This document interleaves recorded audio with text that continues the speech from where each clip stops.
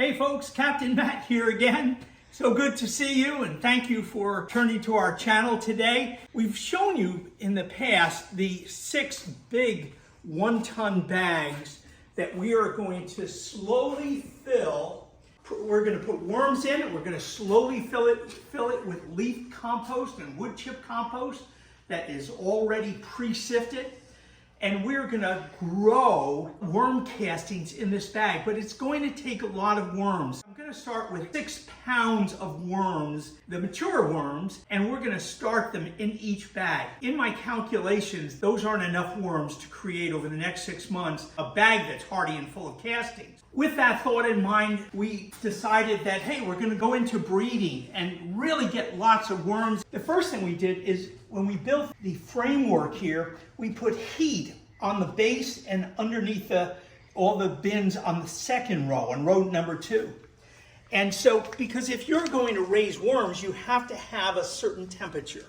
So we put heat in there, and then we got 6 bins. They're 2 foot by 1.5 foot. We filled the bins with 5 gallons of leaf compost, sifted down all the way to the tightest sifting we could get, which was 3/32 seconds.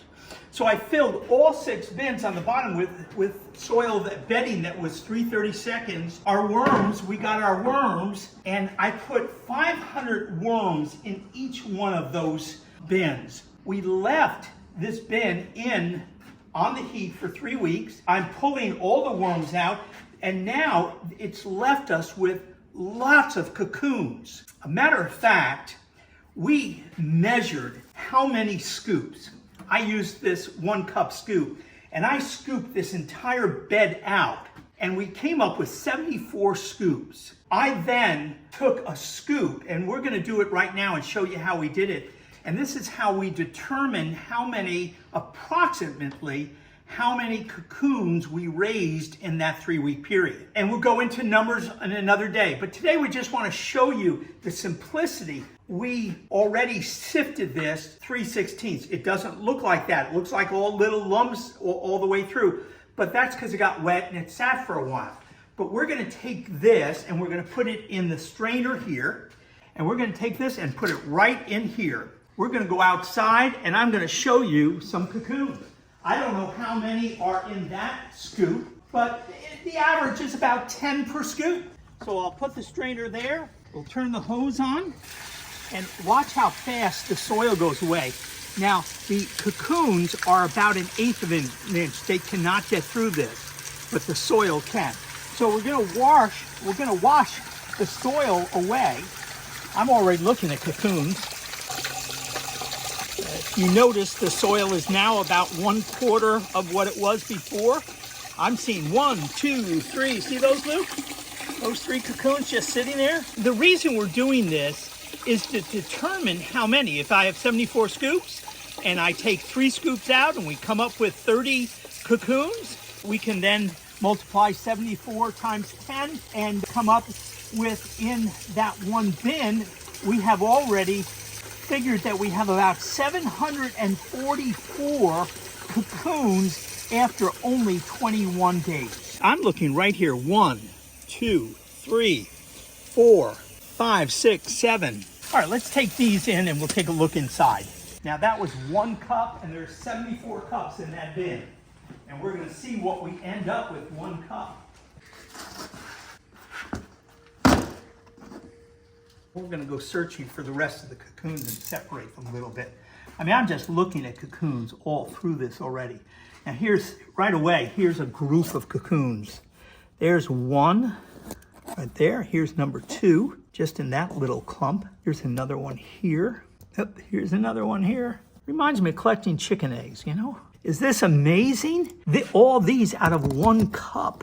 Here's another one. This one's a little one. They come in different sizes and different shades. And I think the different shades have something to do with their age. Some of them are, could be as old as 3 weeks old now, ready to hatch. We have 19 cocoons out of 1 scoop out of 74. So a bin this size that has 74 scoops just showed us 19 cocoons. cocoons in that one scoop. Now I've had some scoops that were 7, I've had some that were 12, I had some at 15, so they're different. We mixed it up really good and trying to get a good average in there. As you can see, lots of cocoons. And if I were to turn this, Luke, do you want to get closer? There's one, there's one down there. Here's one right here. I mean, there's just so many. And it's very, very exciting. We've taken the worms out. And now what we're gonna do is we're gonna leave the trays for another 21 days. And we're gonna come back after 21 days. Once they start to hatch, we're gonna start giving them a little light feed. And if they start eating the feed, then we'll give them a little more light feed. I'm gonna strain the feed also through the 3/16 so that the babies aren't dealing with any big chunks and so that they can eat a lot. And there's so much moisture in here. As soon as I put a dry feed on here, it gets mushy and it's ready to eat. We now will have 6 bins averaging, we're saying about 750 cocoons in each bin, 2 to 3 worms in each cocoon. So do the math, and it's just a very, very exciting time. So the question is this: well, what do you do with the worms once you take the worms out? We are now ready in our next bins here, and these are all ready. I have put 5 gallons in. I put them on mats. I've been watching the temperature, and now what we're going to do is take the worms and put them in the new bins up above. For the 3 weeks that these guys are hatching down below, the next row, they're laying more cocoons. And 750 in each one of the 6 bins. And if you keep that process going, it is going to produce more worms than we can imagine. But we're going to need it because our community in the Capital District of New York State is getting so excited about the fact that their compost is being eaten by worms now, and word is getting out, and we're advertising, and we're expecting this year our local community to buy. We're not doing shipping of worms. We will make sure you get worms if you need them. People can order online, come in, pick up their worms, their worm tea, or their worm casting. Okay, so it's very exciting. And then you say, well, what are all the upper bins for? Well, as we approach the warmer season when people get excited about buying worms, these are called grow out bins. And we'll take a bin this size, we'll fill it with soil, and we'll put a limited number of worms in the bin. If you limit the number of worms in a bin and you feed them properly, they will fatten up and grow really well.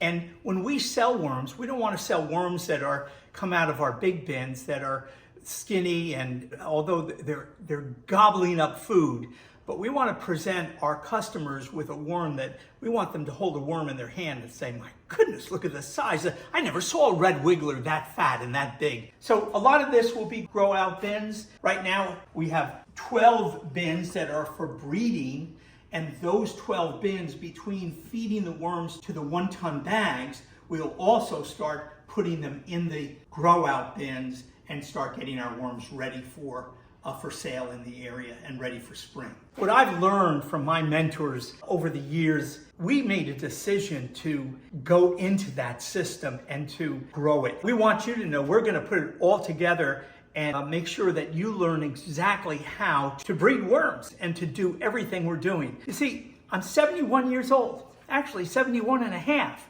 I'm not going to be around forever, although I wish I was. But I want to pass on everything that I've learned in the past. I'm trying to get it all out and put it all into practice so that I can pass it on to you guys so none of it gets lost. We can pass this information out to a community, the worm people community, pass it around so that the information about vermicomposting and worm castings and breeding worms and feeding worms, when my day comes and I pass, you're the next teachers.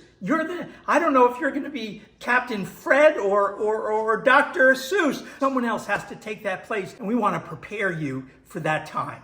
So if you feel like you're really getting fed information, that's great.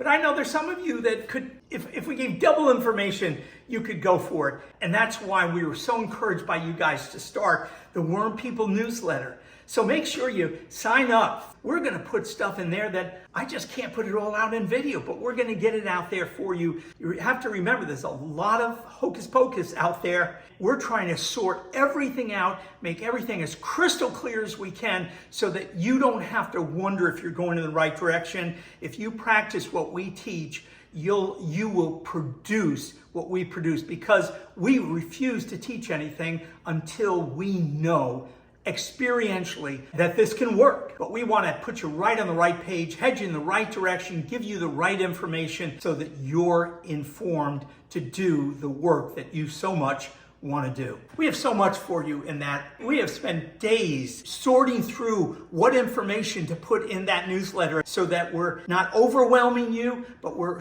instructing you. By the way, it's free. Okay, folks, so we'll see you real soon. Have a wonderful worm week. I hope you're really finding success. We're just grateful that we're a small part of that. You all take care. God bless you. See you again real soon.